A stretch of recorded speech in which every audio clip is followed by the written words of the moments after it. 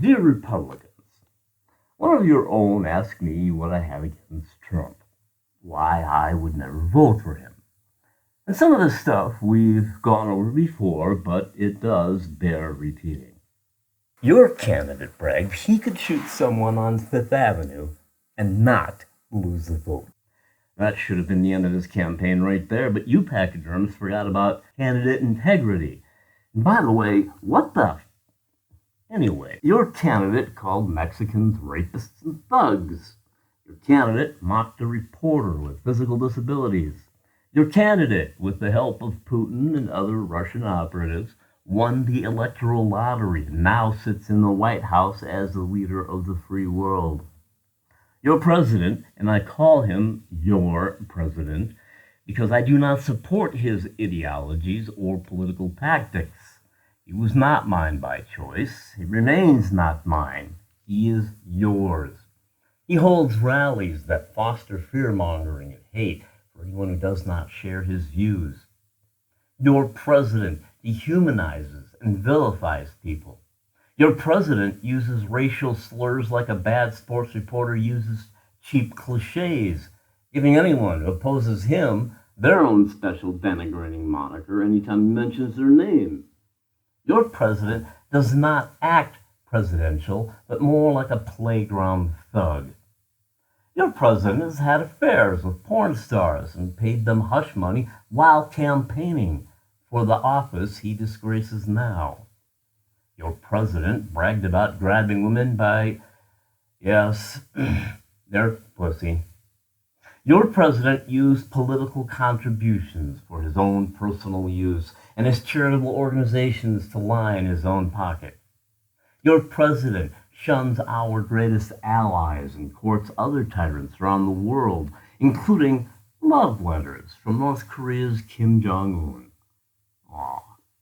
Your president is a sociopathic liar. Your president was impeached. Your president killed a foreign military official to appease GOP senators who would side with him in his impeachment trial. Your president ratchets up the hatred in this country when he tells his rally crowds all Democrats are vicious, horrible people, which he once numbered among his earlier Robin Baron days. Then your president tweets photos, one of some dead soldier draped over barbed wire. Why? The other of Charles Schumer and Nancy Pelosi, photoshopped on the Muslim bodies wearing the garb that screams terrorist.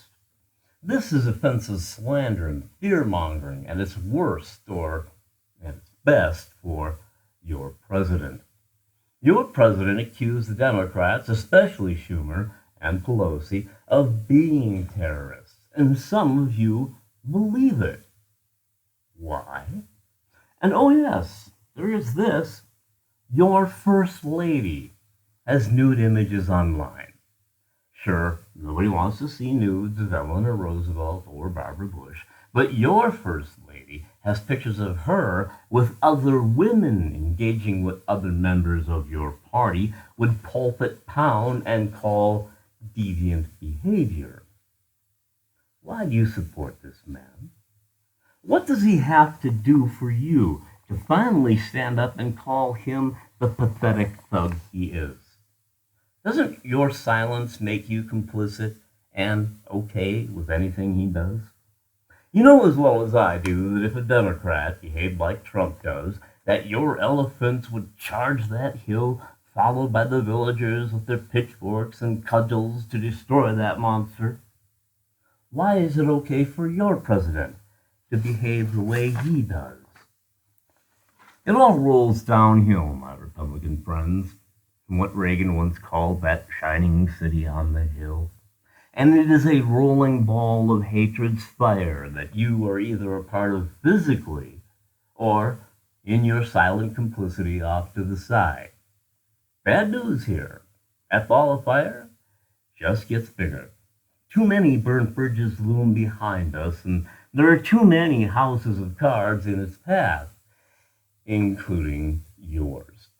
This culture is too flammable now, and your president is throwing lit matches anywhere he can. The theaters are ash, my friends. Must the rest of this country burn too? If his behavior does not disturb you at all, what does that say about you? Look into your mirror. What do you see? Where do you draw the line? After he called servicemen suckers and losers for giving that last final measure as he stared down at a soldier's grave? That must have struck a raw nerve for you veterans, yes? It is one of the cardinal rules of being president.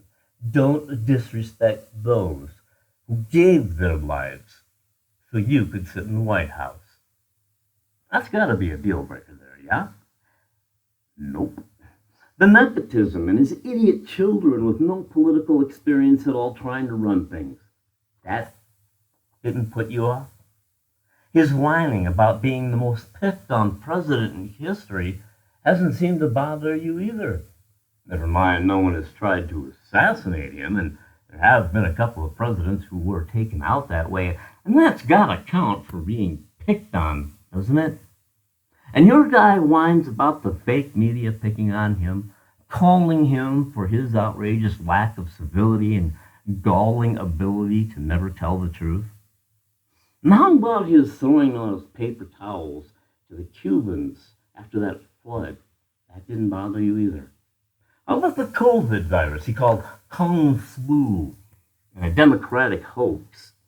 His total failure to deal with it crossed into criminal neglect when he lied to the American people about its lethal effects and its airborne transmission.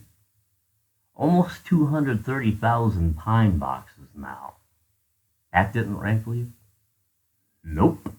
You still seem to rally around his super spreader events without even wearing masks. How about when he and his staff said, we can't control COVID, we can only control the vaccines? Even though the vaccines are not racking up the numbers in daily infections and body bag counts. His administration threw in the towel on COVID, while health professionals left and right have said all along, wear the mask. Nope, that didn't seem to do the trick either. They can't control COVID, or they can't control their candidate. How about when he did not denounce white supremacists, but told them instead to stand back and stand by in his first debate with Biden? Or when he didn't denounce QAnon at his town hall on NBC the night of the second debate? That didn't happen because of his 5-day stint with that Chinese virus? Nope. How about all those times he played the Pinocchio card?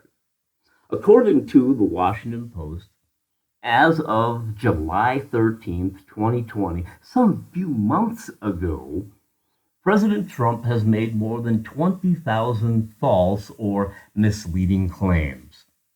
I know. Fake news. But in the real world, a credible news source. Sure, politics is the art of juggling information, but your guy seems a little more estranged to the truth than your average sociopath. And that doesn't bother you? With all his prevarications, you still believe he would tell the truth about having that virus, especially after bombing the first debate the way he did? That very same virus he did lie to the public about, knowing how bad it was and hid it anyway? That would have to be a huge red flag for sure. It would for the 230,000 who died from the virus. You? No? Maybe his not taking Putin to task for placing bounties on U.S. military would have been enough for you to rethink your backing of Trump. No, that didn't do it either. I'm sorry. Your candidate is a consummate liar and has no empathy for anyone.